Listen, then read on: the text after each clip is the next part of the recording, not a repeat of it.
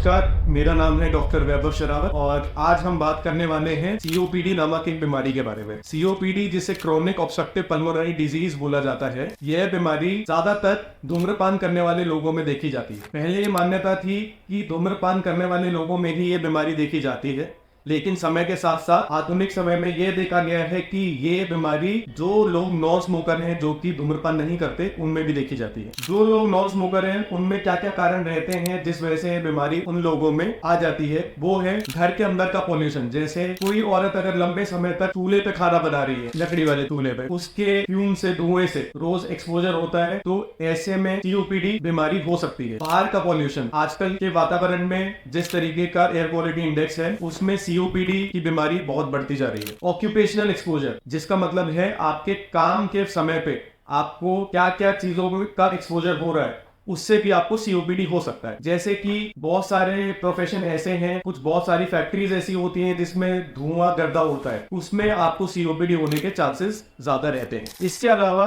कुछ लोगों में देखा गया है जेनेटिक कारण, जेनेटिक बीमारी एक जिसका नाम है अल्फा-1 एंटीट्रिप्सिन डेफिशिएंसी। ऐसे मरीजों में जल्दी उम्र से ही सीओपीडी के लक्षण दिखाई देने शुरू हो जाते हैं। सीओपीडी के लक्षण क्या होते हैं, अब हम इस बारे में बात करेंगे। सीओपीडी के जो लक्षण है वो है खांसी, बलगम, सांस फूलना आदि। इसमें मरीज 40 से 45 साल की उम्र के ऊपर वाले मरीजों में ही ये बीमारी देखी जाती है ज्यादातर। लेकिन जैसे कि हमने बात करी कि एक जेनेटिक कारण है अल्फा-1 एंटीट्रिप्सिन डेफिशिएंसी, इस बीमारी में सीओपीडी के लक्षण 20 से 40 साल के बीच में ही शुरू हो जाते हैं। इसके अलावा हम बात करेंगे कि इस बीमारी को कैसे पकड़ा जाता है, कैसे डायग्नोसिस होता है। एक हो गए हमारे लक्षण, खांसी आना, सांस फूलना। सांस फूलने के बारे में हमने हमारी पिछली वीडियो में बात करी थी कि कैसे कैसे इंसान को पता चलता है कि मेरी सांस फूलनी शुरू हो गई है, किन किन कारणों से और क्या क्या काम करते समय। इसके अलावा एक जांच होती है जिसका नाम है पीएफटी, स्पायरोमेट्री। पीएफटी एक ऐसी जांच है जिसमें सांस फूंक कर पता लगाया जा सकता है कि फेफड़े में कहीं पे कोई रुकावट तो नहीं है। अब अगर हमें पता चल गया है कि मरीज को सीओपीडी है, तो हम उसको इलाज में क्या क्या दे सकते हैं। इलाज में चलती हैं ऐसी दवाइयां जो हमारी सांस की नलियों को चौड़ा कर मरीज को सांस लेने में